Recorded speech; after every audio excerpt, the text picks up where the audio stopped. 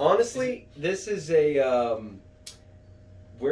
is the Live State of Mind podcast. It's been probably 6 or 8 months since we've done this last, and I don't even know if I remember how to do this. It's kind of like a muscle that you kind of have to work occasionally, and you get conditioned. And you know what? Sometimes the hardest part of doing a podcast is for me. What's that? Listening, like intently listening. It's like active listening. Oh, it's all right because I'm a teacher and I'm used to nobody listening to me, so it's perfect. Fair enough. That's why this podcast flows like it does. Honestly, I was telling someone today. I'm like, Jason and I, we vibe really well, and because we complement each other well, we have a lot in common, but our personalities, they mesh together relatively well, and so that's why I think if I'm going to have a podcast where we come back to it, then I would want to have you on board, of course. Well, I appreciate it. So that's going to be the springboard to do this regularly again? Well, or? That's the plan ultimately. Nice. Is the hardest thing for most people when I talk to them about podcasting is consistency. Mm-hmm. But the thing is, if you want to grow the podcast, you have to be consistent. Right? I mean, nothing's happened in the last year that would make you fall off. No. No, and I mean, I should have plenty of time to do all of it. And that's actually one of the things that we wanted to talk. I started to think about today in this podcast. And by the way, again, Live State of Mind podcast. My name is Coach Dale, or just Dale Lively, depending on who you ask. Some call me husband, some call me father, some call me crazy. I call you all three. You call me all three. I'm a coach. I'm a dad. I'm a husband. I'm an athlete occasionally. I love to run, multi-dimensional. We have a training facility and a brand here in Palmetto, Florida called Live Training Center. You probably already know all of that. But this podcast was always something that I wanted to do. Quick history. We started it at the beginning of 2020, right? When there wasn't a lot going on. Right. You were on the first couple episodes. Yeah. Bam, something happened. I don't remember what it was, March 20th of 2020. And we ended up going virtual. Obviously, we shut down. Everyone was. But then we used it as a way to connect to our community, if you remember the live streams. Mm-hmm. Remember those? I do. I remember doing a podcast when we came back from everything being shut down. Mm-hmm. So I remember not being here forever, and then that was the beard episode. Yeah, and then wow, I remember just because I remember the emotion of just oh man, I'm back, and just being kind of locked in for so long. So that kind of stuck with me. So I'm trying to piece because the whole year just seems like it's hard to place when things have happened, I guess. Yeah. So I'm like, oh man, okay, so we have done it since a year ago, but wow. No, it was actually July and August were probably our last ones. Mm-hmm. And I'm apologizing ahead of time. This may be all over the place. We're just trying to get our sea legs back. And honestly, I just feel like we've had so much that's been going on, both personally in our business, and sometimes you just get ripe with stuff you want to just talk about. You know what I mean? Yeah. And that's why this podcast was always a way for us to kind of showcase a little of what we do, maybe educate individuals about healthy living, maybe also motivate, maybe inspire, share stories, share experiences, talk about sports in terms of what we do and what we like to do, and mindset. It's called the Life State of Mind podcast. I mean, good grief, right? If that doesn't spell it out. Where do you want to start? So I mean, I don't know. Here's my thinking. First off, how different is March 2021 than March 2020? Let's start there. Oh, I mean, for Jason Williams, a teacher, where were you at in 2020 when all of this was rolling out? Because I know where I was. Yeah, I remember just I was teaching middle school, and we were getting ready to go to spring break. Sure. And I remember March Madness shut down. And was that the thing where you were like, okay, yep. This is the NBA too? Mine was the NBA. Yeah. That night. It was you could feel something was shifting a little bit. Yeah, I was just thinking March Madness makes so much money that for them to stop that, I mean, they would I'm sure not want to lose all that money, so it's got to be huge. And just and we're leaving my class thinking we're not gonna be back in a week, like we think we are, or And I remember a Savage race that got canceled, so I was sad about that. I was supposed to go to Vegas for a trip on spring break, and we canceled that. Ended up going like on a road trip through North Carolina, Virginia, and just seeing like mountains and things, which was pretty cool. Just getting away from civilization, because you weren't supposed to be around people anyway, so you weren't. So yeah, that was just a wild, like eerie feeling, because you'd never experienced anything like it. And this year, just finishing running Savage race, so I got to wear my Pi Day shirt that I bought for last year's race. So luckily, the Sunday race was during Pi Day, so I got to celebrate that. I mean, would you say that's right up there for a man of your scholarly level? Like, is that right up there with Christmas and Thanksgiving? Or does Pi Day, is it actually over top of it? I mean, it's definitely over Thanksgiving, but sure. I don't know about Christmas. But yeah, it's I don't know.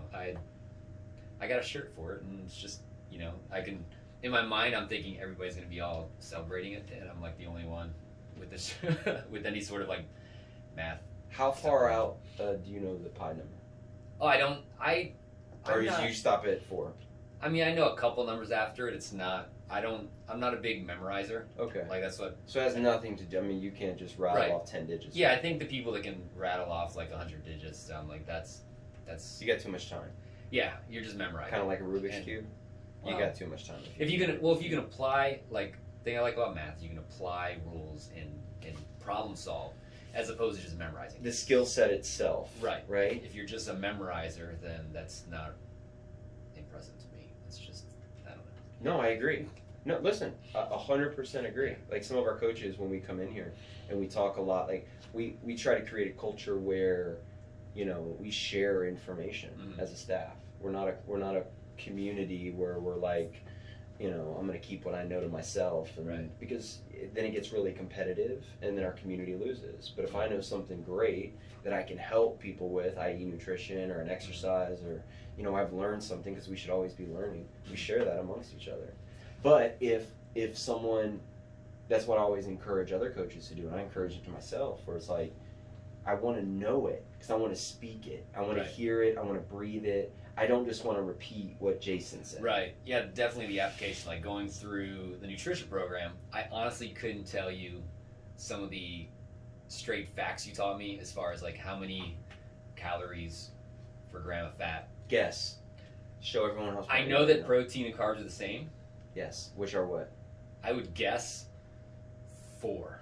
What is it? I mean, well, it's the best guess ever. It's the right answer. And then I would guess fat would be like 7-ish. I'll almost double. Okay. Well, you are human. It's 9. 9? Oh, so it's more than double. It's more than double. Yes. So yeah, so I don't know the memorizing facts behind it, but I can apply like balancing equations. The practical side, too, right? And just make sure that I'm keeping on track with my nutrition. I think the real question that everyone wants to know is, how have your math skills, specifically Common Core, helped you in balancing your macros out on a daily basis?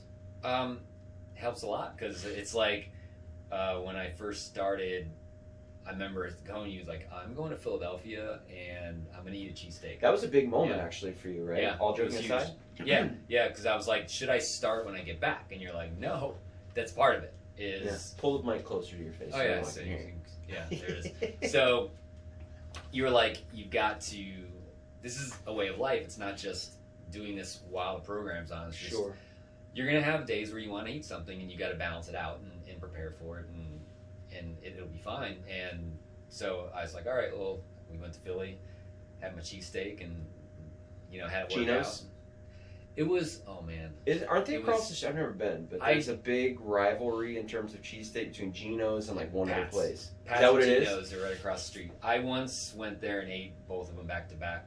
No, you didn't. To compare, because you have to eat them, and instantly after the last bite of the second one, I regretted it. But pre-race or post-race? Oh, this is years ago. This is very pre-race. Like, but so you weren't even racing on that day? No, or in that season of life? I barely made it across the street that day. Oh, got you. Taking a break. Got you. It was my heavier days. Obviously. Understood.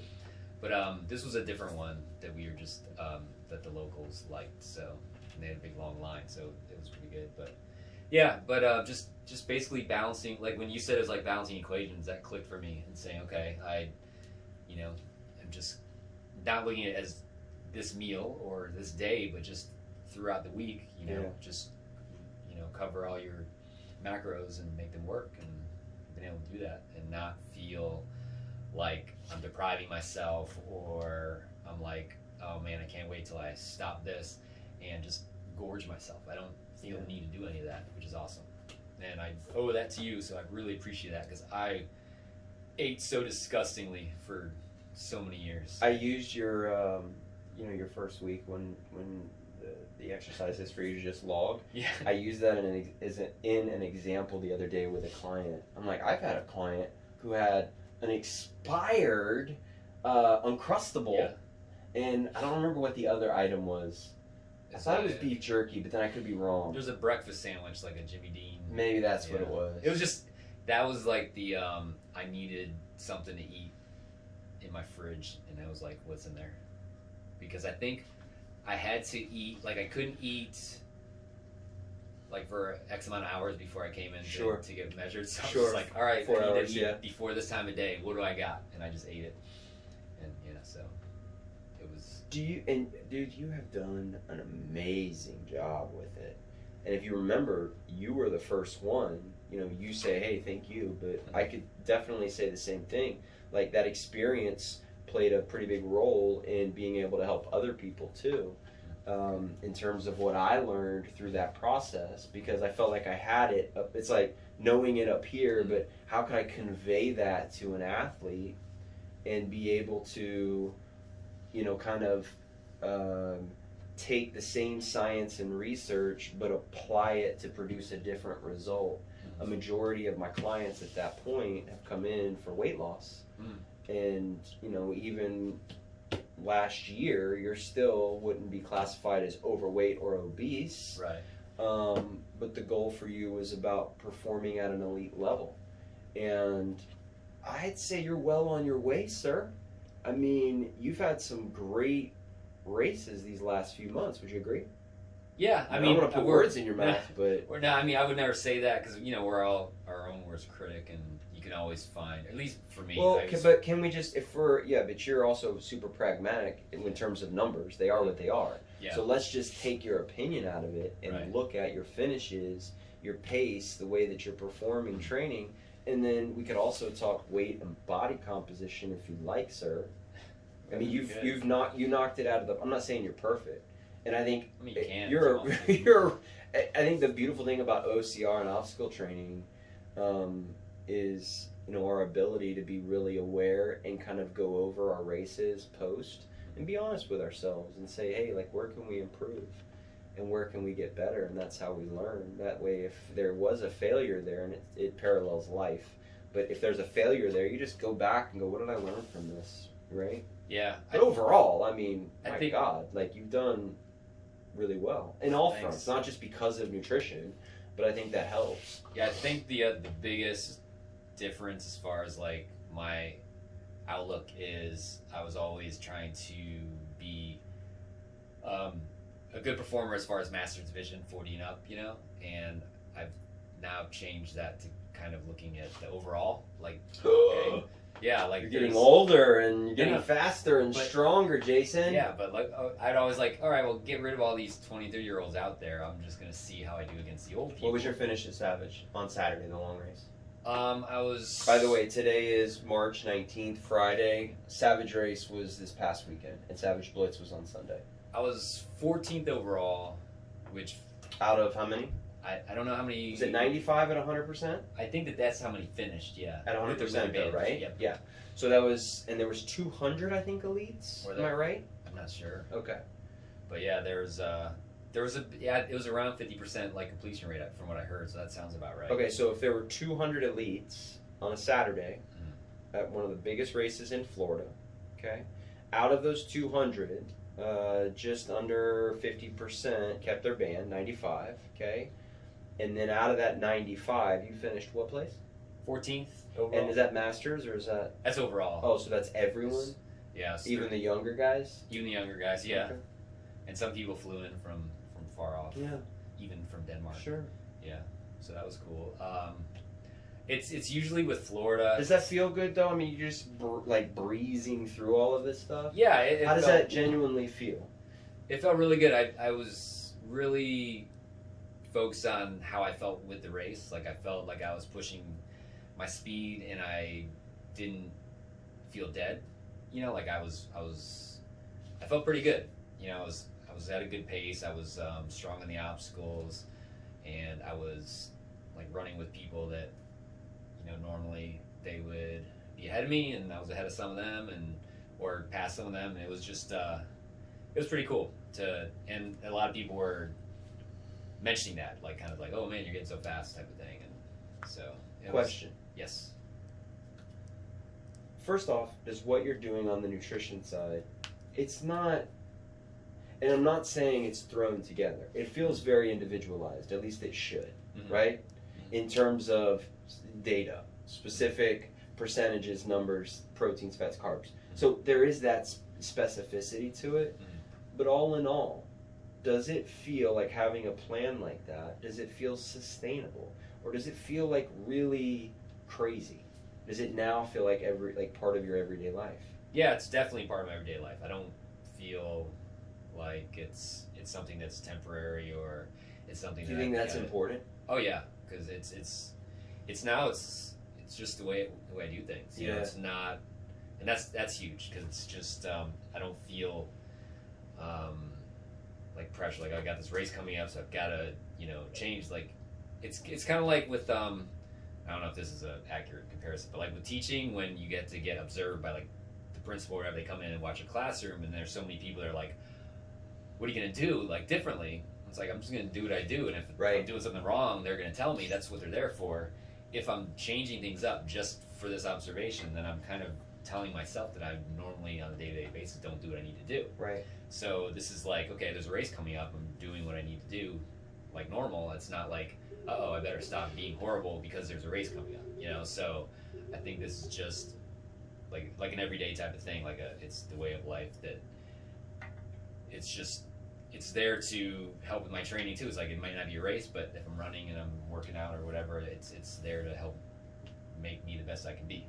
You know. So. And that has the beautiful part is not only does it positively affect your performance, but I think what can't be overlooked is the positive influence that it has just on your overall health. Like you were never necessarily obese. You came in, if you don't mind me sharing some of these background things, like you came in at 12 and some change in terms of your body composition, right? I think so. At least that, yeah. And then last time we checked in, this was months ago, I think it was either 8.5% or 9% or somewhere along those lines. You had retained or built a lot of your lean mass still, so we didn't lose any of that. But you were leaner, you were faster, you probably felt better, but you were healthier. You were starting to put the right things in. So, I think the biggest thing that I typically see from people that struggle, kind of with that change in mindset, because it is a change. It's like if I'm eating to lose weight, I'm thinking about eating fewer calories than I'm taking in. And then for most people, depending on their body type, but we are restricting or trying to be more conscious of where my carbohydrates are coming from. And when we make that change to start fueling the body to meet the demand, when we want to focus on performance instead of creating that deficit, and then we start to realize that quality of nutrient is really important, especially in terms of carbohydrate if we're an endurance athlete. And that for some people can be a little scary. I have some clients that start off with weight loss, they want to go to performance. We go, okay, well, calories are going up, carbohydrates we're going to increase by 10 or 15%. It's like, whoa. So that can be scary. And I think without talking about that, a lot of people, even some of the elites, I'm not kidding, I think a lot of people eat with weight loss in mind but expect to perform at a high level. Right. Yeah, I agree. And just eat with no intention but just really are just trying to be hyper conscious of not gaining weight. But then you see people that go back to the balancing equations things, like people that'll eat clean I hear this a lot. People eat clean during the week, or they'll have like a cheat day. Sure. It's like, cheat day. What do you do on your cheat day? I just eat whatever I want. Yeah, whatever, and then whatever. it's like, well, you've just taken any deficit you had during the week. You just ate more than that, so you're still eating more calories for the week than you would have if you weren't eating clean. It negates a lot of your right. You can definitely do that. And then it's just like, well, this isn't working. It's like, well, you really got to look at the numbers. Correct. Yes, it's 1 day out of 7, but if you've just blown your calories out of the water in that 1 day, then if you're expecting something bigger to happen when your equation's not balanced. Come on. Yeah. And it has to be practical, dude. And like I said, you've done a phenomenal job, and through that process, it really gave me some experience in that regard, and I'm excited about being able to help other people with performance. I have some other clients that I'm working with right now. I won't drop any names, but that are starting to kind of turn that corner and just look a little bit more at how nutrients. I think it's a secret weapon. How long did you race for? Ooh, probably 5-6 years. Wait, no, 15. No, what year is this? 20. I would say I started like 2013, 7? 2014, so 8? yeah, about 7. Okay. Yeah, but 6-ish before this all started, yeah. And you've had some pretty substantial gains over the last 6 to 8 months, even in the last year. The benefit, I think, comes from not only being able to perform at a higher level on competition and on your contests, but also when you're fueling appropriately, you're training and able to reach thresholds and able to condition your body in a way and perform in a way in training that you're not able to do when you're not fueling. That in recovery, right? Yeah, that in recovery, especially in terms of carbohydrates, giving your body enough carbohydrates to be able to produce the energy that you need when you get out there so that you can perform. Whereas if you're only running on a Jimmy Dean sandwich and an expired Uncrustable, you're not giving your body, you're going to hit a wall. And then you won't be able to really reach those. And then when you're able to do that consistently, that compounds. And then you show up on contest day properly fueled, properly trained, and hopefully properly recovered, and then execute like you have. That's the one thing I can say from this whole program is you got me to reunite with my old buddy Carbohydrate and just know that they're not like the enemy. Dude, not only did you reunite with Carbohydrates, but you dropped 3 to 4% body fat while reuniting through your partnership with Carbohydrates, which is cool. Yeah, it's awesome. It's cool. What's your next race? My next race is Swamp Battle OCR next weekend. So Where's about that at? 8 days. It's in Jacksonville. Would you agree that Jacksonville is becoming the OCR hub of at least the Southeast? Definitely. That's they've got OCR Overload, Hildervat, and Swamp Battle OCR. They're like 3 local races, and they kind of help each other out. So they share obstacles and Spartan. they share each other. Yeah, that's been there too, but that's one other thing. But it's just I just like how it's almost like these 3 local races have gotten together and said, hey, you know what, we're gonna make people know that this area is gonna have good races. Yeah. And I think Swamp Battle's in the same venue as the Spartan Jacksonville that happened recently, so people know the area. But yeah, it's well, it's Florida, and Florida's open. We are. How grateful are you that we live in Florida? Honestly, that we're able to do things like we're doing right now. I'm very grateful to be able to go out and still compete. There's a lot of states and areas that aren't able to do that, but with Florida being as open as it is, and Jacksonville kind of being one of those hubs, I think it's cool. I know that obviously there's some good friends that we have up there in the form of Jose Rivera, which and Noel, and then all the guys at Get It Core Fitness, and I think there's a Pearson Fitness, and there's some other crews up there that are putting some things together and showing up. So I don't know. I think it's pretty neat. Did I see you on a sweat check? I think that's the second. Yes, Noel Matina. That's how I knew you were at. I didn't even realize you were at Savage until I said, "Oh, look at you there." But that was only on Sunday. Yeah, right. Sunday. That was on Sunday for the Savage Junior race, which, I've had some fun at some Savage races. Man, because you were taking Smith through it. I got an opportunity to take Dane through that Savage Junior race, and it was so cool, man. Yeah. It was so cool. That kid's conditioning level? Yeah. What? My gosh, dude. it's just a lot of fun, and he loves it. And he's able to translate all that counter climbing and refrigerator climbing and door frame climbing and actually kind of channel it somewhere. Yeah. My only downside, right, to Savage Jr., which Dane is 3 years old, my only downside is he loved the bubbles so much. Oh. Okay?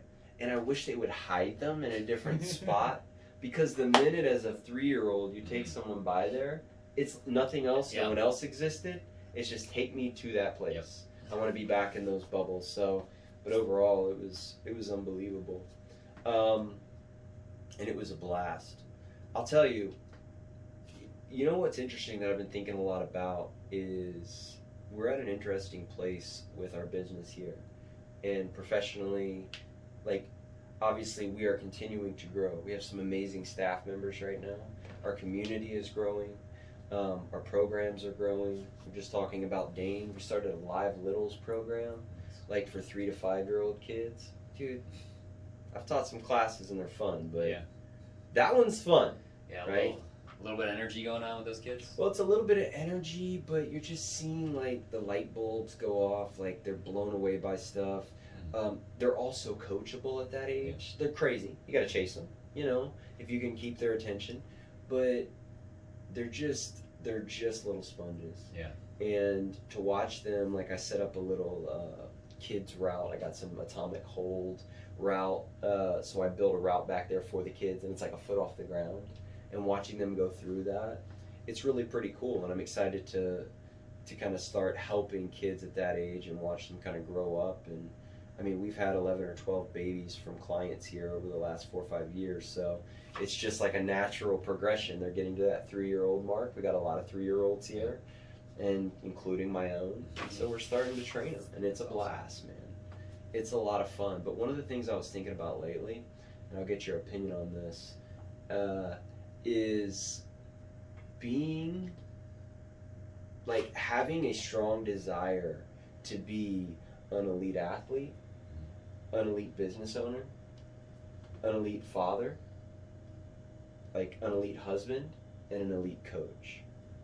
And I would be lying if I felt like, especially in this season where there's growth and there's all of these great things, and we've just come out of 2020, which was crazy. We were literally shut down for 2 months. Like, our business, people wanted to be here, but we couldn't have people here. And I turned this place into like Rob Dyrdek's fantasy factory with a ping pong table and like a golf net. It was like a driving range and like all sorts of things. How's our volume? It went out for a second. I'll use what's on camera. Okay. But, these are the things that happen when we go back to podcasting. But it becomes, like, I start to become more aware of the trying, like, all the different hats that I wear. And I'm sure a lot of people experience this, and this is why I'm sharing it, because it can be challenging. Like, I was here as a coach in 2012, and I used to love coaching people. And I remember the first OCR that I went to in 2012. It was at East Bay Raceway. I don't even remember what the name of it was, dude, but at one point we were crawling under a bus. Like a bus! Nice. That was one of the obstacles, was crawling under a, like, long ways, like down the bus. Oh, wow. I think the muffler was still hot. Like, it was ridiculous. And ever since that part and that day, like, I've loved obstacle course racing. And then as you go on, like, you start having these other things that are, vying for your time and vying for your attention. Not to mention the amount of stress that sometimes you feel like you're under. Some of it is self-induced. Like, we put pressure to be good at all of these different areas. Have you ever experienced anything like that? Yeah, I mean, just trying to balance everything and just wanting to be the best at everything you do, and and then trying to, I guess, make time. If you like, you hear a lot, just I don't have time for this, I don't have time for that, so it's a matter of what are you going to make time for, and it's got to be hard. The more hats, like, you wear a lot of hats, so I'm sure. Like I said before, we're all our own worst critic. There's times where you're spending time with one hat, and you might be thinking, "Oh man, what's happening here?" It's got to be really hard juggling all that at the same time.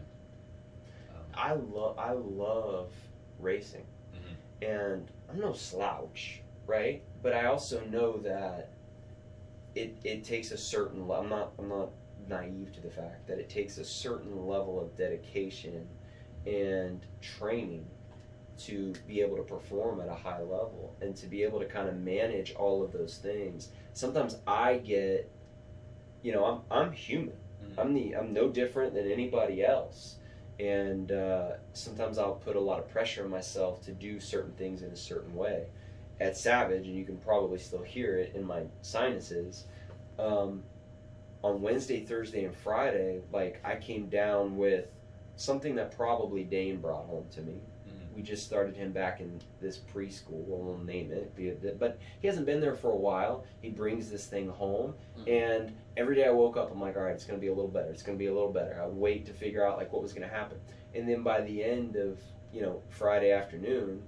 And I'm thinking, okay, well, you're in the middle of a pandemic. No one wants to be racing by someone that's like, who brought this guy with a big live shirt on? Like, you just have to think, like, how is this going to look? How is this going to affect other people? Right. It's not just about me wanting to race.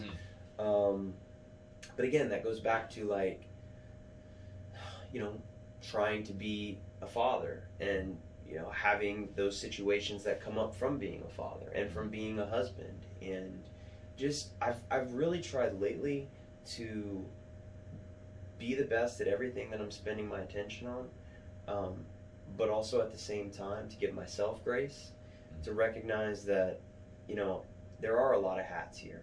And as long as I feel like I'm actually, continuing to move forward in these different areas, then that's all that matters, even if it's just incrementally.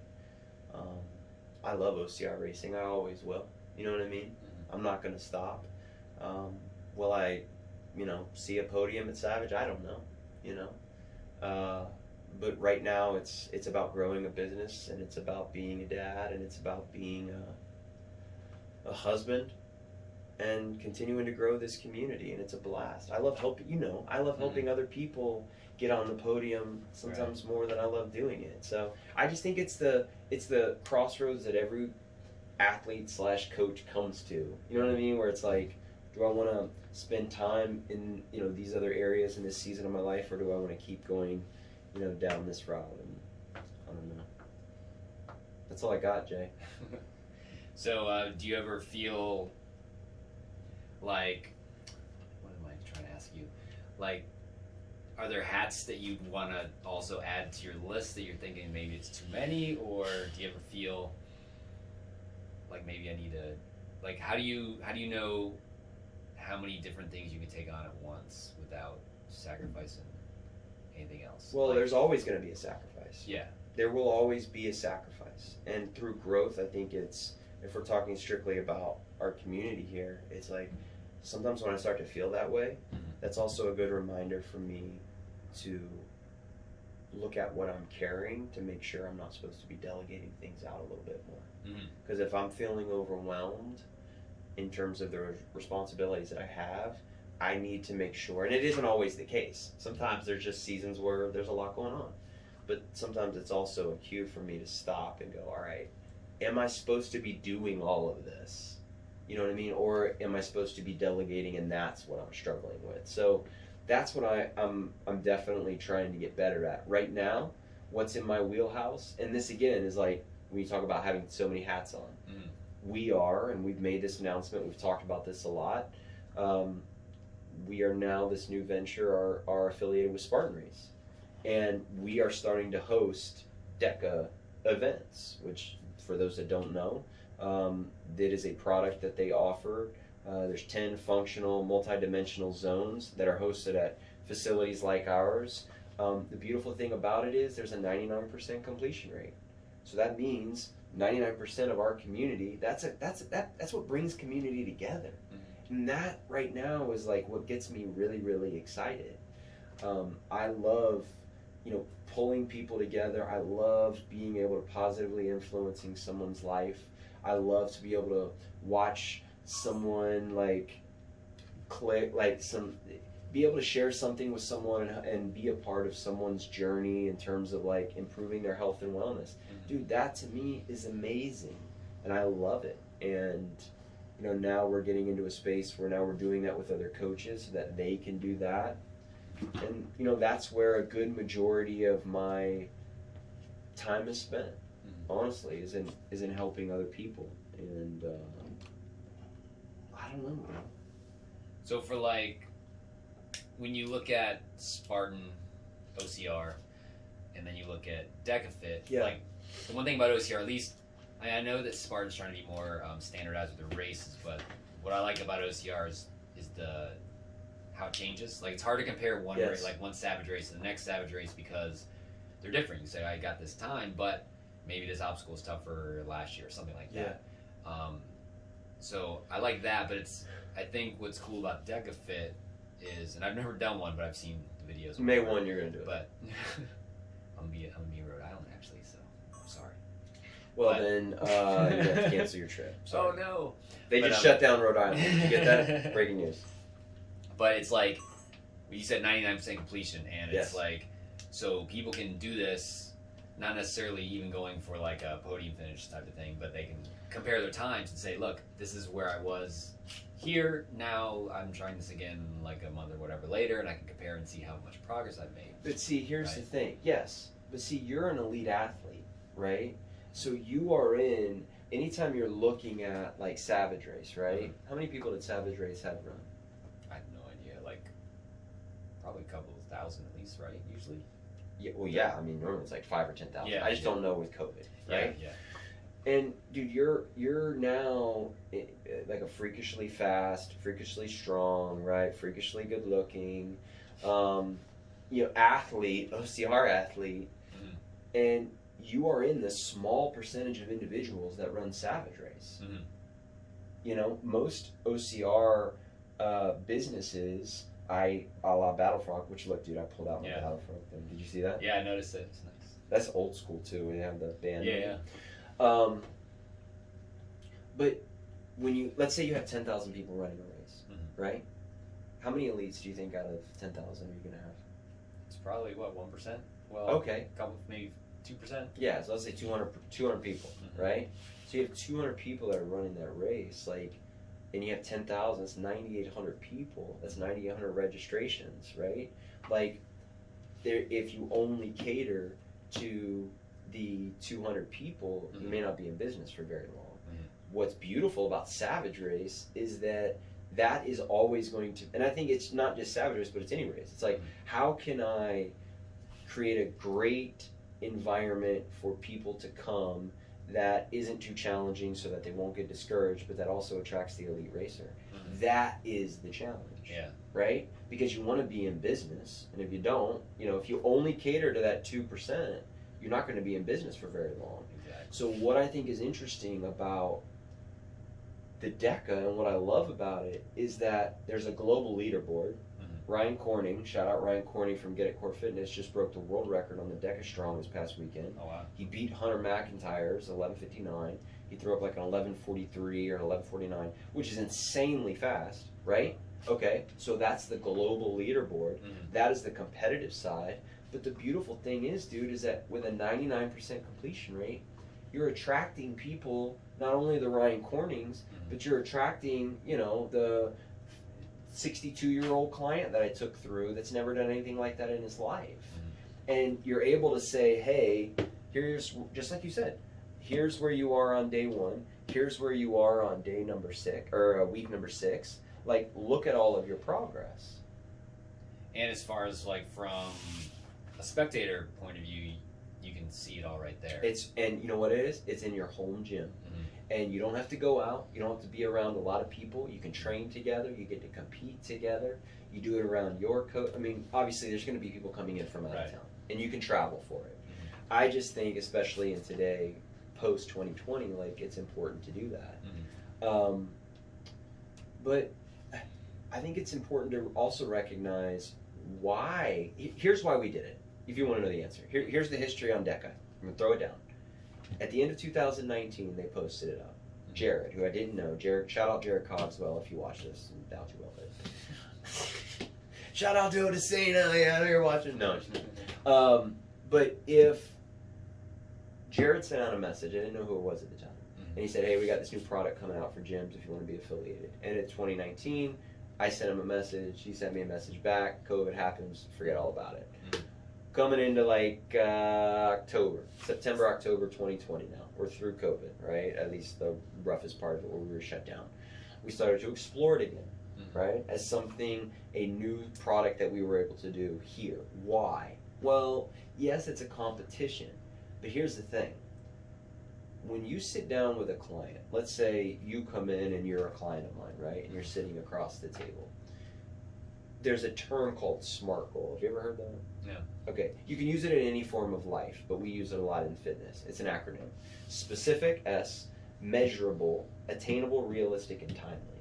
So you're looking for something to check all of those boxes. You have someone that's sitting in front of you, and they say, I want to lose 50 pounds by next week. I got a wedding to go to. You'd be like, well, that's probably not attainable. Right. And nor is it realistic, right? Or, hey, I got a 5-year goal. I want to lose 5 pounds. Well, that's not very timely, right? So it's up to us to be able to kind of filter those thoughts and create a plan based on that. And measurable is one of those things that's really, really important. So is it a competition? Yes. But if you have a product or you give clients, let's not even call it a product, that sounds businessy. If you have a measurable tool for people, right, to be able to track their progress in a way that they probably have never thought before, that's powerful. Not just for the purpose of throwing up the best number ever, but for your community, for the individual in their journey. Whenever we go through the nutrition program, right, with a client, at the end of it, there's a lot of data involved, right? And there's a lot of practicality involved, but there's a lot of data. Right. So at the end of it, we will sit down and we'll go, look at your progress, look at the in-body, blah, blah, blah. Your skeletal muscle mass is here, this is here, this is here. You did a great job, fantastic. Here's the question. How do I get you to do this now in the long term? How do I set you up to do that, right? One of the things I'll always recommend is set a performance goal. Don't make this about data. You will get burned out. So the impact that a performance goal and a measurable, standardized tool can have on a client's overall health and wellness in the long term, and the community, and the competitive side, and it's at our home gym, and it's standardized, so if you do it here, you can do it somewhere. Like, it checked a lot of boxes for us. And it really aligned with, normally I would say, yeah, let's find a performance goal for you at the end. Now I go, have you signed up for DECA? Because it's here. Right. And then we're now training. We start DECA training tomorrow. I'm not so romantic about, I love it all. If you know me, dude, I want to be multidimensional. Right. And I do think there's also a great crossover in terms of the conditioning training. I've seen major, impacts on my aerobic and anaerobic conditioning since I started working more, in those spaces of skiing 500 and rowing 500 and the tank and, just kind of pushing my thresholds out a little bit and getting more comfortable being uncomfortable. So I do think there's a big crossover for that too. I don't think you have to be mutually exclusive and say, I'm only going to do OCR or I'm only going to do DECA. I mean, I think it's friggin' awesome. You being an OCR athlete, though, just be honest. What is your opinion of DECA? I know you don't. First off, I know you don't like burpees. All right, let's talk about that. Yeah. Let's get that on the table. Hate them. But secondly, it's like, are you able to see the correlation between, let me reference an OCR documentary called The Sufferfest, or what was it called? Oh, Rise of the Sufferfest. Yes, it's a Sufferfest. Okay. I promise you, DECA is a sufferfest. It's a punch in the mouth. So, do you not look at the correlation between those two? Does nothing about that attract you to it? I mean, slightly. I'm all about suffering, but I want to choose how I suffer. Sure. I mean, when you look at it, yes, it would be definitely out of my comfort zone, and by that logic, I should want to. I think it's just growing up, just the gym has always been like, like the weight part has Sure. always been like kind of iffy. I got a little weight set up in the garage, so I'm getting better at dealing with that. But it's just Can I just be very direct with you and put you on the spot? do it. Which one specifically are you worried about? Which zone worries you? All of them where there's something heavy and you're doing stuff. Like to quote Kenny Powers from Eastbound and Down. Run it. Like I want to be an athlete. I want to be the best at exercising. I hear you. That's my thought. Understood. So it's like this is like the. But you're also a runner. Right. But when you start talking about pushing your anaerobics and like in your limits, it's something that sparks something, saying, okay, I need to do that too. I need to push beyond. And it's just I think that mental block of I don't like burpees. I don't like. I think getting OCR, the challenging part of the obstacles, I tell myself that I'm playing. It's like you're at a jungle gym. Sure. So it's a fun aspect of it where I can kind of justify the work part because you have to get better at the obstacles. Yeah. So it's a mental thing of just like, and I know you've been pushing for me to like do it, and I'm like yes, there's a part of me that's like I want to do it and try it and see it. It's an evolution. Like I'm like probably a couple months ago I would say like don't like just stop asking me about it, but it's maybe growing on me a little bit. Like I've seen, and I think just like seeing that what is that skier like seeing that, doing it, pushing the tank, like things like that. It's like okay, it's not scary to me because I've actually done it. So it's like there's a lot of things that I'd see on there. Like I was watching the Spartan show, the the one on YouTube. Yeah, they did a great job with that. It's amazing. They did a great job with that. And watching that and like seeing Ryan Atkins do these deadlifts and he'd never done them before. Okay, but hang on a second. That's to that point. Right. That doesn't even exist yet. That version of it, there is no deadlifting. Right, but that's also Ryan Atkins, like not me. So it's like so it's like it was. You've just probably like, done a lot better job than Ryan Atkins. But it's just like wow, like that's it was intimidating, So it's but then when you go out and you try and you play with it, it's like I feel when you're talking about the 98% that do Savage, like I feel like I'm part of the 98% for DECA. It's just like because I'm not comfortable there. I'd be more worried about am I doing this right type of thing, and I'm the type of person that like if you need each exercise mechanically, right? Yeah. Okay. Like Brittany asked me, she's like, "You're like if I'm doing squats, she's like your form is perfect." I go, "Yeah," because I was doing it in the closet like for months, like looking at a YouTube video, trying to make sure I'm doing it right. Sure. So that I'm exercising the right thing, and also because I don't want to look like an idiot if I'm going to a public place and doing it. I just feel like everybody's watching me. Sorry, I feel like everybody's watching me because I'm like in my mind I don't know what I'm doing. You know what I mean? So it's like it's a comfort thing and a safety thing. So as far as like me feeling like I belong, and it sounds silly like after like being here and working out and doing races and everything, but there's still that just that I guess middle school kid in you that's just like do I belong here? I don't know. It's so you finished 14th, bro. Yeah, I know. 11th on Sunday for the Blitz. Yeah, but it's just like hang on a second. And then let's just speak to that. So there's quite a few people that obviously should, everyone's there for their own reason. But if you're beating out 80% or 85% of the field, I mean, that question is moot at that point. I think it's always, I know you, I feel like I know you, and I'm sure it's always something in your head, like, because you do want to do a great job at everything. I think for a lot of my clients too, and this is what I'll tell them, like the crossover is great, like the benefits that you get, even with the grip strength training. And I think it flips also, where I think OCR athletes could be probably pretty good at DECA, especially some of the elite ones. But I don't think you necessarily have to pick one or the other. I think you can do both and have it in your like bag of tricks and things that you do to improve those areas. Conditioning especially, farmer's carries, that's something that's going to translate really well. Right. So I don't know, man. I would love to see you out just to enjoy it. Like I would never want it to be, anything but that Right. for you. And that's the only reason that I do it. It's funny. I had a guy that I put through it, and we use it as kind of like a measuring tool. We'll set like tomorrow we're setting a baseline with all of our clients that we're going to work, and then on May 1 we'll do it. That's a really cool community thing. Yeah.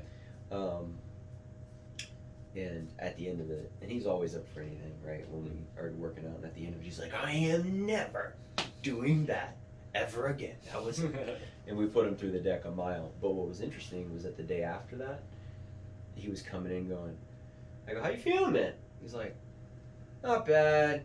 He goes, I got home, I started to think, just like OCR. I could probably have shaved some seconds off here and shaved some seconds. So I think it's so in that same vein, so in that same vein. And it's enjoyable and it's challenging, and kind of seeing your progress. When you first started Savage, maybe you finished 100th, I don't know. And now you finished 14th. So being able to see that, like, it's enjoyable to you. And it is different each time, I get that. And I understand the variety of it, and that's awesome. But I think it would be interesting to see how you fared, and I feel really, really confident that you could perform everything well. And there's nothing, you're not squatting, not deadlifting. Can you get better at the zones as you do them? Sure, but that's like anything, dude. That's like anything.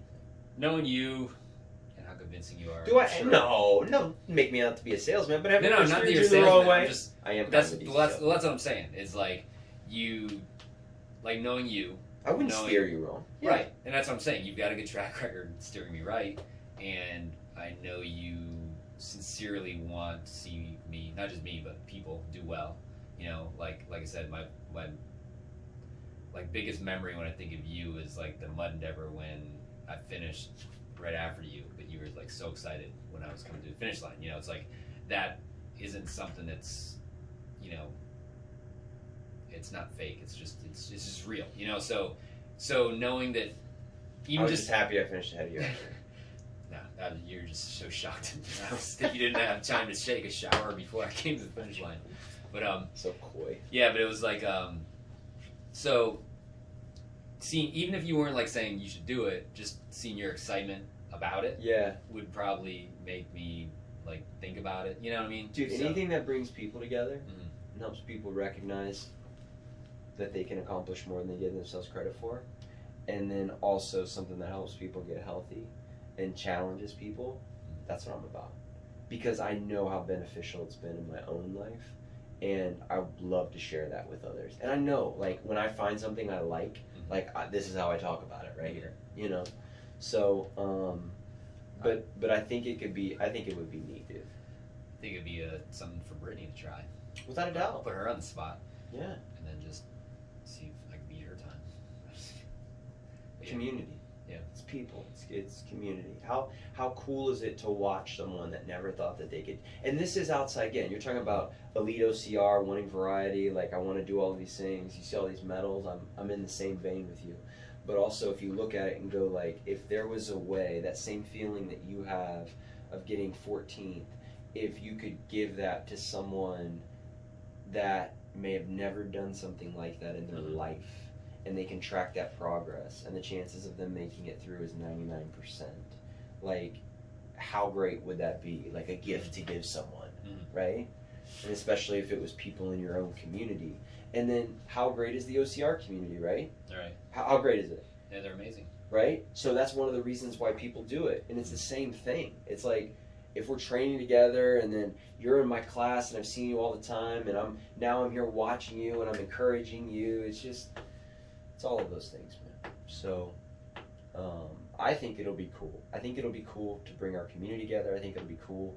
I already said, like, look, there's two pieces of this. One, and this is the message I sent to Jared. I'm like, dude, I want to make a splash in this. Like, I don't want it to just be like, oh yeah, go to live.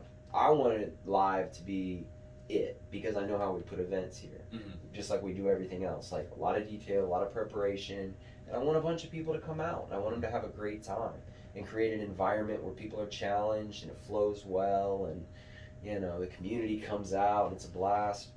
But I said I want some savages to come out of here. I guess I probably shouldn't use that. Should I use a different term maybe? Oh yeah. I don't want to talk savage or Spartan today. Come on. Sorry guys. No, but I want some, you know, they call them cyborgs. I want some monsters to come out of here. I want a couple top 10 men. I want a couple top 10 women. I think we have, you know, the coaching and the athletes to be able to do that. Not off rip, you know, but eventually, you know, within the year, sure. So that's a desire. Also, I want the moms and the pops, and I want the doctors and the CEOs and the lawyers to be able to experience that too. And how great would that be for them? And then they have a deck of kids too. Oh yeah. Devin's going to be going through it. Wow. It's all scaled. Yeah. You know, so they have that. But I want those 3 areas, and you know, that's what we're on track to do, man. That's cool. Which, by the way, May 1, can I quick plug that? Plug it. May 1, Deca Strong Live Training Center. First 5 waves are already sold out. We've just started marketing it too, so we have 3 or 4 left. 6 people per wave. Definitely check our website, check our Facebook page, and the DecaFit Facebook page to check out on that. All right, educate me. I know roughly. Okay, so there's like Deca Strong, Deca Mile. I'd ask you if there's a Deca Week, that would do. But how many different Decas are there, and what's the difference? Okay, great question. Right, it was a softball you just pitched me. I appreciate that. Yeah, So it's totally planned. all 3 they have 3 products. Okay, all 3 of the products contain the same zones. Okay. Meaning the same standardized zones, right? There's 10 zones. They're scaled for men, women, and kids. Same order every time? Same order every time. Okay. Okay, same order every time. The difference is, so the Deca Strong has got all 10 of those zones, right? With no running. Okay. So the zones will be set up. We're actually going to run 2 lanes like you and I would run together, right? We'd pair you up with someone that's of equal or maybe a little fat, like whatever it is, like some 2 that would go together well. We'll start together. You'll run out into what they call the Deca Arena. We start with lunges, reverse lunges. With the ram, you do 30 reverse lunges. Okay. Weights change on the Strong? Or is it... Well, the weights are the same on all 3 products, but they're just scaled. Okay. So like the men would use a 55-pound ram, and then the women use a 33. Okay. 30 lunges, right, to certain specs. You'll drop that. You go right on the rower, 500 meters. Okay? Whether you're a man or a woman, you do 500 meters on the rower. Come off of that, and you do box overs, right? Which using a 24-inch box, you go over, blah, blah, blah. And then you work through the zones until you finish to the end, right? All 10 of those zones is a Deca Strong. Deca Mile, okay, is those same 10 zones, but instead of no running, there is 1 total mile of running amongst the whole thing, and it's split up into 160 meters at a time. 160 meters? Yes. Because 10 of those is Did you do something different than that once by accident? Yes, I've done 200. Which comes back to stress levels and trying to just, you know, fit a workout in wherever you can. But yes, it's supposed to be, don't do 200. Just do an extra. Or because you'll look Extra. at your watch and wonder why you were 3 minutes back, slower than your previous time. No, so there's the Deca Mile, right? You do 160 meters and then a zone. 160 meters, boom, boom, boom, boom, boom. And then there's the actual Deca Fit. Same 10 zones, okay? But you have a 500-meter run in between each. So it ends up being a 5K. Oh, wow. For some reason, I thought the Deca Mile was the longest. So just the Deca Fit is a full 5K. The Deca Strong and the Deca Mile are held at affiliate gyms like ours. It's a great product to do, right? Measurable tool on one side, competitive event on the other, right? And then the Deca Fit is kind of like the soup. It's very Hyroxy. I'm probably not supposed to use that word, but it's. Do you understand what I mean by that? Are you familiar with Hyrox? I've heard of it, but I'm not super familiar with it. It's kind of like competitive arena fitness, if you will. I think what's interesting about all 3 of them is that, and this isn't a knock on any one particular brand of fitness. If it works for you, awesome.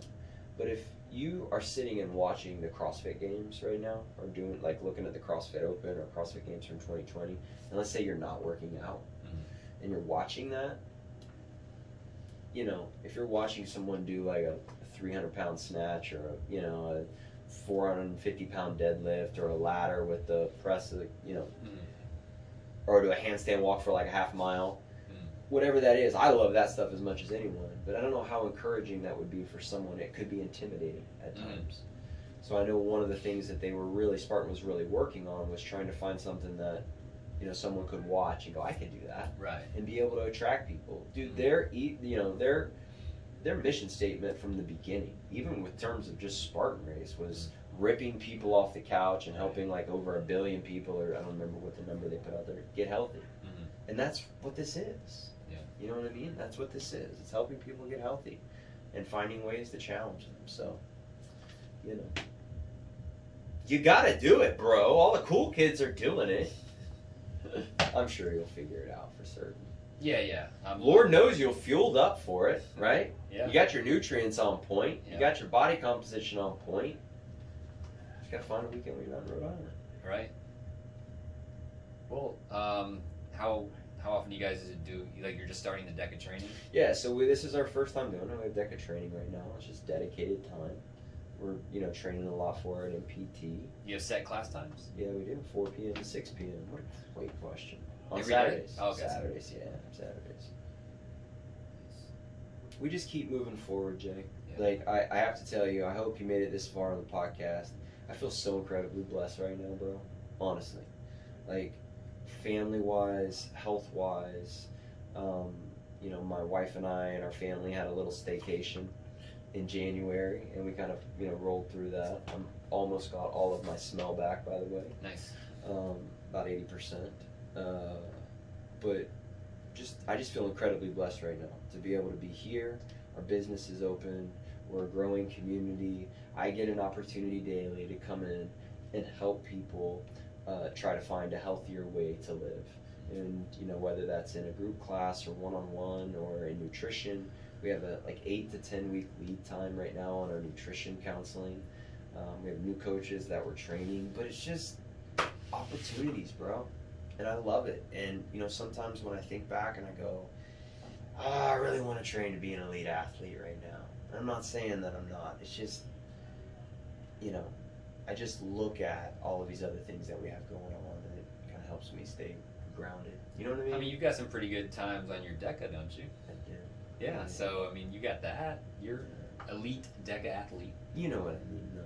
Yeah. We all want to race a lot, right? Yeah. And it's just that trade-off that you take, like, you know, getting older and business, and having a business is a monster. It's like having another kid, you know? I was watching a video on, it was VJ Jones, I don't even know him, and he was putting his calendar for the year together, and it never even clicked to me. He's like, just an A, B, and C race, where it's like, the A race is like the big race. Yeah. That you like Plan taper for. down, Yeah. you know, Yeah. and then there's like a C race where you just train through it. And I'm just like, I didn't even thought about that. Like, I'm just like thinking just every race, and then I race so many times. It's just like, that makes so much more sense to really prioritize things. Are you worried that you're going to get too intentional with your training and your performance to where you won't enjoy it anymore? You ever think about that? No. I think that other people think I need to. Like, for example, I had the comment that someone, because they're like, you're getting faster. When are you going to take that GoPro off your head and shave a couple of them grams off so that you can get even more faster? And I enjoyed watching the videos, and kind of, like, I'm old. I need to remember what I did because I forget things. And people are like, well, because I had, there's a new obstacle, yank my chain, where you pull the chain up. Sure. And there's a photographer there, and there's like, why do you have 8 pictures during the race that you finished 11th in, and you're like posing on there? I'm like, it's what like you should stop that and shave a couple seconds. And I'm like, I want to have fun too. So it's like, if I can get to I might have to get faster than people just to be able to get up there with them, but I'm okay with that because I'm having fun, and that's the thing. It's like, if I'm not having fun, that's when I probably won't do it. It's kind of like the wise Mark says, you know, like if he's not having fun, he's And can I tell you something? That right there, what you just said, is really important too. I can recall there's a certain level of stress that I feel like when operating a business or in everyday life, I think that's one area of growth for me moving forward, because if I feel like I'm constantly under stress, there have been times I will show up at a race and it's not enjoy. Like, I hate to be whatever, but I'll be transparent. Like, it doesn't feel enjoy. Dude, the worst was stepping up at my first marathon at the starting line and going, this is gonna be a long day. It wasn't. I'm like not getting up for it. Right. You know what I mean? It feels like something else. It just feels like another thing, and I never want it to feel like I'm required to do it. Right. I always want to enjoy it, and that's why I'm just trying to be really, really self-aware of how I'm feeling and what energy that I'm bringing to the table, you know, and where I can be best. I feel like it's what I love about it. To me, it's a stress relief. You know, it's like it's a way to let it all out. You're exhausted at the end, but you just let any like stress, any like feelings of just anything. You can go out in the woods and run around and yell and whatever. And so what I'll do sometimes is, and this is my little secret weapon, I probably shouldn't even say it, but what I do sometimes is I'll do like these, I call them black ops, like off the radar runs, where I am able to go out as like a client, as just an athlete. Yeah. Do you understand what I mean? Yeah. I just go out as an athlete, and it's not a community thing, because inevitably I want to, I don't know, I want to make sure, like sometimes I'll go to races and I have my coach hat on and I have my live hat on, and I'm, you know, you're there, you're part of our community, we got to look out for, you know, I'm playing that role. Right. And it's challenging, dude, for me. For other people, maybe it's like, it's a piece of cake, just do the elite wave and then do the regular wave and just be both people and prepare both ways. And for me, my personality, because I feel like I'm all in when I go, it is hard for me to do both, bro. It's very challenging. I'm sure it's really hard because I'm sure in the back of your head, like there's racing such a mind game of just the constant push. Like I find myself sometimes like there's a minute in Savage where I'm running it on a trail, it's just me by myself, and you kind of zone out and you're just like, what are you doing? You're on flat ground, push, you know. And I'm sure like there's always those battles in your head, and I'm sure there's got to be, just, and correct me if I'm wrong, I'm thinking you want to do the best you can, but I'm sure there's a part of you when you're running maybe in your own head like, you know what, I've got these clients later that I want to look out for. I want to be able to keep up with them. I'm worried about, like, you know, it's like maybe I should dial it back a little bit during this to balance it out, but then you're maybe walking away feeling, did I give my all here? So I'm sure that has something to do with it, right? Or dude, a lot. Actually, Guffey, if you need to go, I can hit. I know I probably shouldn't be breaking like this, but I'll hit pause and I'll turn these off. Okay, gotcha. This is our first podcast back. We got all sorts of stuff. Can you lock that bottom lock too? I talk too much. I'm sorry. No, it's great. In all reality, dude, you're right on the. You're very accurate in that. And I really hope this isn't coming off as a pity party, because it's not that. They're all great problems. Like, to have a bunch of community members come out and to also be able to feel like, you know, you can participate at an elite level, at least pseudo-elite level. Like, those are all great things. It's just, you know, there is also an additional pressure to feel like you need to perform a certain way. That's very real. Whether anyone puts that on me or that's self-imposed, which is probably the latter, a lot of it. It just takes a toll, and sometimes the stress of the preparation of the event can take away once the event is actually here. We had the St. Pete Marathon I actually did with a community member here. I can recall the night before that. We were at they have I can't even remember the name of it, I'll think of it in a second. The big boat races that they have in Bradenton, and it was their first year of them doing, in Palmetto rather, it was their first year of doing the 5K across the Green Bridge, right? And the community, and they had, like, I don't know, they estimated upwards of like 40, 50, 60,000 people there. Like, a ton of people, right? Yeah. They wanted us to do two things. They wanted us to lead the warm-up for their first ever 5K. And they had like 600 runners or something. I'm totally ballparking that. If I'm exaggerating, I'm sorry. But the second thing they wanted us to do was set up a tent there, right, and be a vendor. Great exposure for us, right? And opportunity. This is not it wasn't a task. It was awesome. I had a microphone, like, it was cool. And there was a lot of benefit. But I'll tell you, the headspace for me to get into, because naturally I'm not a public speaker. Like, I gotta get in this space, and the amount of effort and energy it takes to get in that space, it's great while we're in it. But then on the back side of it, there's almost like this dump of like energy. And I know I had problems going to bed that night because I was still kind of hyped. And then I had to wake up at like 4:30 to go run my very first road marathon. Yeah. That I probably wasn't even trained for. So when things like that happen, I start looking at that event going, I want to enjoy these things, man. I want to continuously put myself in positions to enjoy it. And I enjoy suffering. And I enjoy challenges. But if I'm not enjoying it, I have to check myself. Yeah. And it's not because I don't love it, because I do love it. But it's just carrying all of that throughout the week and then trying to perform at that level is just an additional stressor that it's almost like my body and my brain is like, you just pace yourself, bro. You know. That's got to be hard to not be up for a 4+ hour run.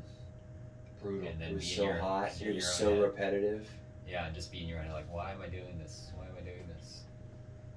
You know, but does that make sense, or does that sound like a big pity party? No, it's I get it totally, because you don't want to say like you don't appreciate everything, but it does. It takes a toll on you, and it's hard. It's like totally off the side, but like I remember like after the race, Savage Saturday, I've got the Blitz Sunday, and our friend Ashley and Dustin, they have son Smith, and all he wanted to do was race, and he's like every time we were hanging out, he's like, "You want to do my race?" Or we were going to do my race and for Savage Junior, and he was so excited, and we ended up running the course, and I'm just like, I'm tired, and I'm thinking I got to run tomorrow, but I'm not gonna just do a half effort for him. I'm trying not to cuss. To like, because he's been looking forward to this. He's amazing, and I want him to have fun. So we are going through the course, and just I remember thinking, I'm gonna feel this tomorrow, but it's like you do it, and I was super sore, not because of that race, but just because the entire day, and you're just in the sun, and Sunday was hard to get started, and you do it, and then it's just that whole entire weekend of just the race, after the race, the next day. Yeah. It's like it was exhausting. It took a toll on me, but it's like every part of it was like awesome. It's just, but it as much fun as you have, as much as you enjoy it, it's still a lot of stress on your mind and your body. Yeah. So I get it. You don't want it to appear as if you don't appreciate all the moments and all the opportunities and the experience. But And the way that my brain works too is if I'm in business mode, like I'm looking for opportunities. So immediately, if I'm in that space, that's my demographic. I want to represent well. Like, and I want to be looking around going, how can I network and who can I talk to? Not even like strategically, like, let me go talk to this person so that they can do this. But you just have to be on. You understand what I mean? Oh yeah. You have to be on. And being on as an athlete, I like to be in my own space. I don't want to be necessarily on like that. Thinking about, conversations or making sure this group of clients is warmed up. I love both pieces. I've just found that I perform better when I'm either doing one or the other. Right. And that comes back to delegating, right? Like, am I trying to do too much here? Having the right people in, like, is there a way to be able to put the right people in place? Do you have trouble accepting help from others? Accepting help? No, I don't have trouble accepting help. I think I just have problems delegating. Yeah. And some of that is because I really enjoy it. Yeah. Seriously, it's like I enjoy it, but it can also be overwhelming. So what I tend to do is, especially lately, I had a client the other day, and I was saying, my exact words to him was like, after Savage this weekend and the experience of all of it, like, I'm thinking about how can I be an elite athlete, an elite business, all those things I just listed off, right? Elite father, elite blah, blah, blah. And then just a real quick response, like, well, guess it's time to delegate again. And that's the simple answer that is true. It's like, what are you, because that comes down to self-care. Like, are you giving yourself enough margin to be able to care for not only your physical being, but managing your stress? Like, how well are you managing your stress? Are you stressed out to the point where you can't get up for a race? And I know people in the service industry, we as fitness instructors, like, we're really good at helping other people, bro. And sometimes, we neglect our own self-care on top of it all, but... Right. Yeah, I know for me, myself, and it's funny because Brittany's the same way. We, and I get this from my mom, is just, it's hard for me to ask for help. Yeah. It's like, and so it's like, your normal reaction, do you need help? And when I hear that, do you need help? I don't need help. I can do it myself. And it's funny because Brittany and I have been working on is we've been rephrasing it. Like, would you like help? And it's such a little difference, but it's like goes a long way because it's like, yeah, I don't need help. Oh, I love help. Sure. Yeah, now that you're asking me would I like help, awesome. Yeah. But and we catch ourselves sometimes like, would you like help? And it's just, it sounds silly, but it's just something in our heads, I guess. It's just like, if you say that I need help, it's almost like you're saying I can't do something. I see. So it's like you feel like it almost has like a negative connotation. Right. It's like, oh yes, I need help, and you're coming to save me. It's like, I don't need any help, type of thing. But yeah, so it's funny how just reframing it that small way of just, would you like help? Like, oh yeah, that would be amazing. But and we have great people listen. We have great people here. It's all growing things, dude. We had 3 coaches here and like 5 people coming out, and now we have 40 showing up to a race and like 6 of them racing a lead, and we got jerseys and we got meeting times and we have blah blah blah blah blah blah. All great things, dude. And I think that's just an area of growth for me. It's like learning how to manage those situations, and I want to be my best in all fronts, and I want to. I want to be present. I don't like sitting here talking to you if I can't be present. Like that's not me being effective. So I'm always just trying to fine tune that and be self-aware. But having races like this weekend, like I will sign up for races that I do as an athlete. We're doing the claw this weekend at Alafaya. Oh yeah. The 10 miler. We've done that before, and I'll reach out to a couple people and be like, hey, you want to run this race with me? This weekend coming up? Yeah, Sunday. Oh wow. Yeah. So, which I'm already thinking, because I'm like, okay, now we have our DECA training on Saturday night. Like, I want to think about how am I going to wind down on Saturday night to make sure that on Sunday morning when I get up for this 10 miler in the hills, I want to be in a good space. Yeah. So, I'm looking at what is my schedule before DECA training. Right. I'm limiting the amount of like OCR training or what, blah, blah, blah, PT or being in the office. Bring them boots home. Yeah, exactly. But we're in a great season of life, man. Yeah. And being a father is unbelievable. If I had to choose between being an elite father and an elite athlete, I'm going to choose that every day of the week, and an elite husband. And it's just, man, I feel like it's a lot of self-pressure. I just want to be a good dad. I want to be a good husband. Like, I want to be a good business owner. I want to be fair to people. I want to be a good coach. Like, I never want someone to sit here and go like, I didn't get my money's worth. You suck. That is a fear. Like, I want to bring, I want to bring to the table. I want to exceed your expectations on every front. And sometimes it's just a lot to carry.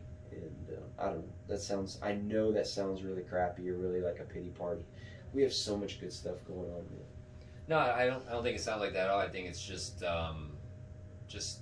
you have a high bar set, and you just want, you don't want to offer something to someone if they don't feel like they're getting it right. I get that. Mediocrity scares me. Right. Complacency scares me. It does. So we just keep getting better, and that's what we try and do, and I think through that, though, it doesn't necessarily mean we need to do more. I think sometimes it's just about working smarter and making sure that it's like I tell coaches when they come in, it's like, how many PT clients do you want? I want 15. It's like getting them is one thing, managing them is something else. You know, it's great to have that goal, but that's 30 hours a week. If you're training twice a week at 15 clients, you're managing them in the gym, managing them outside of the gym. Like, that's a lot. So, you know, learning how to manage all of these new responsibilities, learning how to just set people up to be their best. That's our goal, and that always will be. Dude, we went for like an hour, what was it, like an hour 20? Something like that. That's pretty solid. Yeah, that's about normal for us, right? Yeah, that was good. We could probably go for another hour if I don't have to leave in like 15 minutes. But dude, honestly, like, I want to do this more often. And if you're watching, hopefully you made it this far. I hope that you were inspired. I hope that you were informed. I hope you were educated. I hope Jason made you laugh. And I hope that you are encouraged today to go and do something. Whether it's DecaFit here on May 1, whether it's an OCR race, whether it's applying for a job that maybe you don't think you can get, starting a gym membership, going to talk to a coach, like whatever journey that you're on right now, step out. It's always going to be worth it. Keep challenging yourself. Keep living intentionally. Healthy habits are what's going to make the change, not just the goal. And we look forward to watching and hearing about you crushing. You got anything? Where are you posting this video? So that's a great question. I think this one will show up on Facebook, and then it will also show up on YouTube. It'll probably start on YouTube. So you're supposed to say, oh yeah, what would you like Dale to talk about next time? Yeah, exactly. Okay. Comment below. Yeah, comment below and go ahead and ideas. Punch that subscribe button and that like button, and we'll just kick it off. You know, I like to use this as kind of just a sounding board, get some stuff out of my head. Hope you guys loved it and enjoyed it. We appreciate you guys listening. And you got anything else? No, just thanks for having me, and I'm here anytime you need me. Awesome, Jay. Keep crushing, bro. Excited to watch you succeed. Definitely. See ya!